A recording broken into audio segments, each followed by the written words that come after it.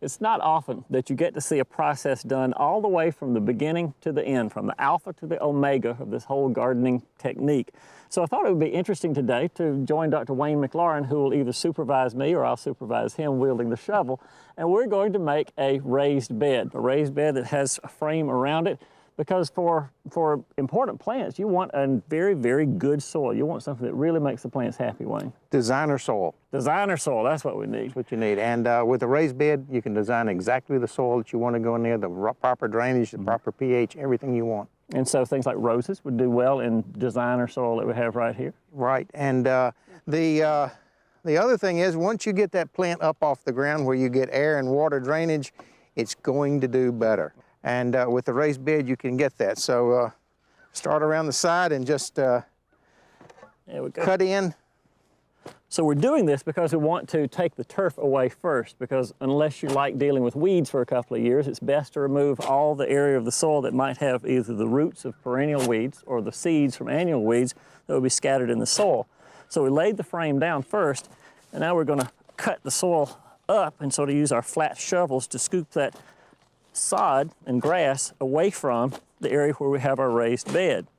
Now, one of the interesting things I think about raised bed is the dimensions. And Wayne, I have found that 3 feet in width and then whatever length you care to have in your garden is about right. Usually I use 8 to 10 foot, I guess, timbers to make my raised beds. The 3 foot allows you to go in halfway and you're not stretching to get over there. Right. You can weed, in other words. Weed and harvest and everything produce very easily with 3 foot. When you get to 4 foot, it's a little hard to reach over in there. So the dimensions of 3 feet wide and then 8 to 10 feet long is about what you need.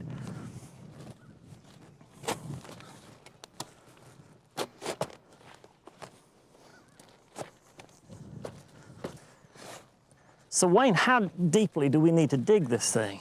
About a shovel, Walter, about 8-10 inches deep is all. Yeah. Now I have read about people who do what's called double digging. So what would that mean? A lot of work. Oh, okay. You would take out a shovel like this, Walter, and put it to the side and then dig down again. And that's just a lot of work. And the root system's going to penetrate this pretty well as long as you have it interfaced, which is breaking it up like we're doing now. All right, so in other words, you want the amendments that we're going to add in just a minute, you want those mixed in as best you can with the native soil that we're digging up. The superphosphate, bone meal, and then we'll put the fertility in the top layer, the sort of like a cake. All right. Now, why do you put high phosphorus products, superphosphate and bone meal, things like that? Rooting takes a lot of phosphorus, and you would like it down in that root zone. And phosphorus is the material that doesn't leach out. Yeah. Potassium and nitrogen leach and go on down, but phosphorus stays pretty well where you put it, so you want it in that root zone. I see. So we're just putting it down where the roots of the plants are going to be. Right. All right, I will continue shoveling. Grab me some of the triple superphosphate. How much do we need?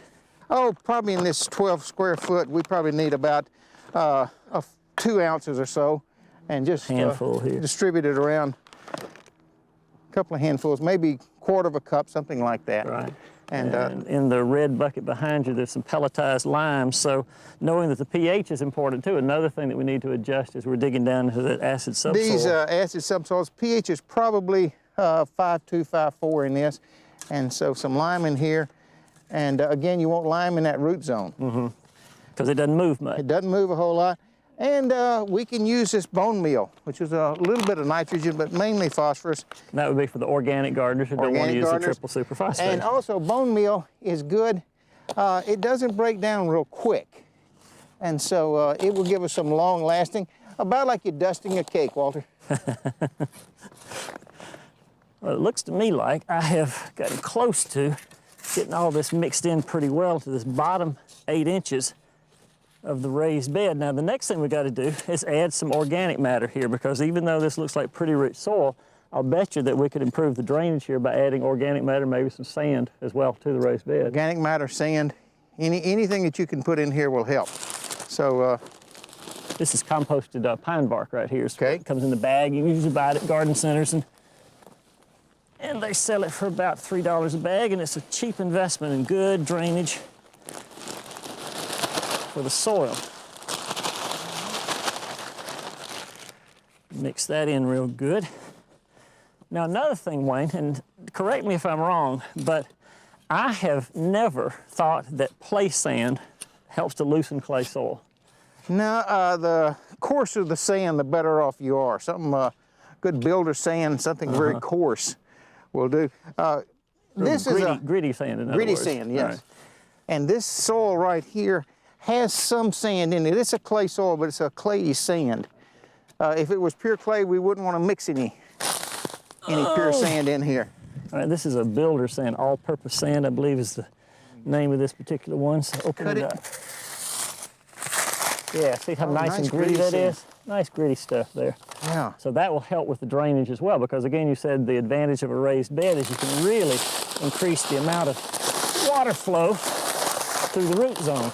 The sand, pea gravel, any of the small stuff will do real well in there. So we'll just incorporate this around. But again, you said you want to make sure there's no interface, make sure that everything is thoroughly Everything's thoroughly incorporated mixed with each other. And while we're doing this, since it's the top of the bed, we're probably going to use about a half a cup in here of fertility. We call it fertilizer, Wayne, but if you want to call it fertility, you can. We're not being real scientific with this, but About a half a cup, you said, of half the 10, a cup 10, 10. of 10, 10, 10 in here, and get it all mixed in.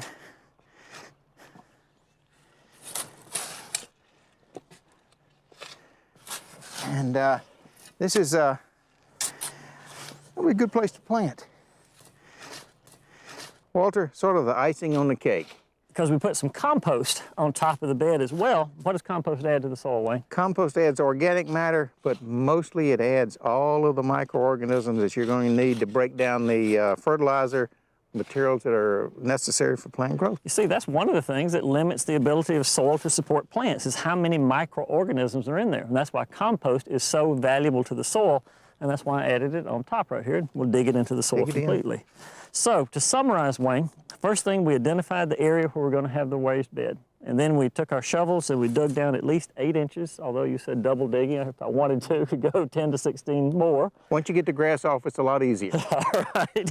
And then we added some fertility, as you call it. We added the triple superphosphate, the bone meal. I didn't see any scientific measurements, just sort of a little bit here, a little bit there. Lime, 10, Lime 10, 10. raised the pH of the soil. The 10, 10, 10 gave us some more nitrogen fertility there.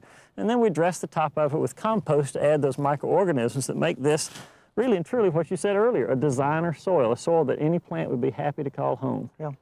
Easy to work, ready to go. Wayne, thanks so much for being with us. Thanks for assisting me with the shovel. Always a pleasure, always.